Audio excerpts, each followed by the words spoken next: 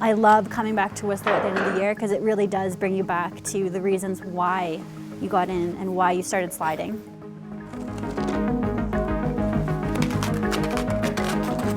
Being able to have the Vancouver 2010 Olympics here and have the venues here in my own backyard and being just from North Vancouver has been incredible. That's the reason why I got into skeleton.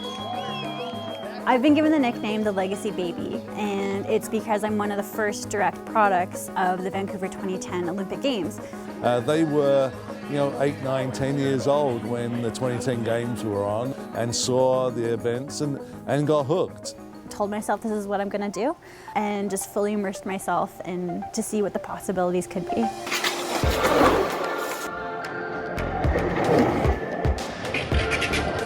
She came to us, I believe she was a track and field athlete out of SFU, and she made the transition to skeleton.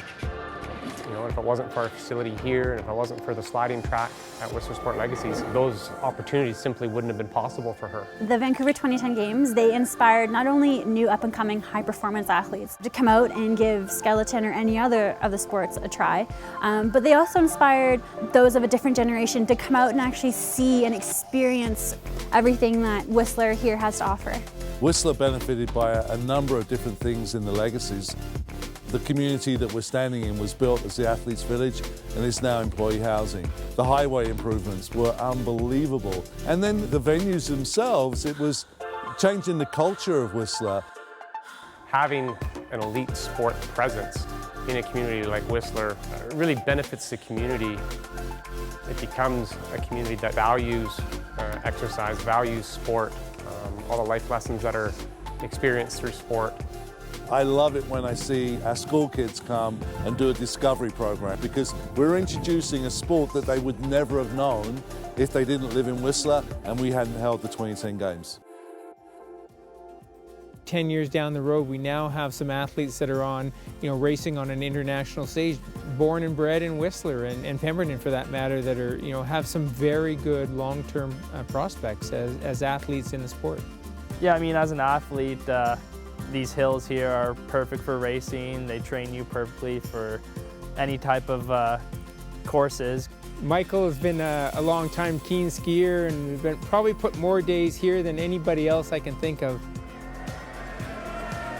When the Olympics were here, we got to see all the top athletes from around the world compete and saw what Canadians can do with funding and with other assets like Whistler Olympic Park.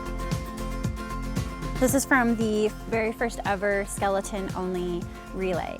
We're looking forward to our athletes that have grown up on our venues becoming the next generation of coaches, which I think, to be trained by someone who was a legacy baby, then an athlete, and now a coach is a great story for the legacies of the 2010 Games. I love the idea of coaching. I feel like being a multi-sport athlete, coaching sports, that's my forte. And if I'm able and fortunate enough to be able to give back to skeleton, which is such a small niche sport, then I would love the opportunity to. No question that elite level sport and the leaders within it really help create an environment where kids of all ages get involved in sport. You never know what can happen and what can be unless you try. You might go out and fail, but you might go out and succeed, and it's one of those things that you'll never know. You got to live in the moment, and you have to live out loud and take advantage as to what's right in front of you.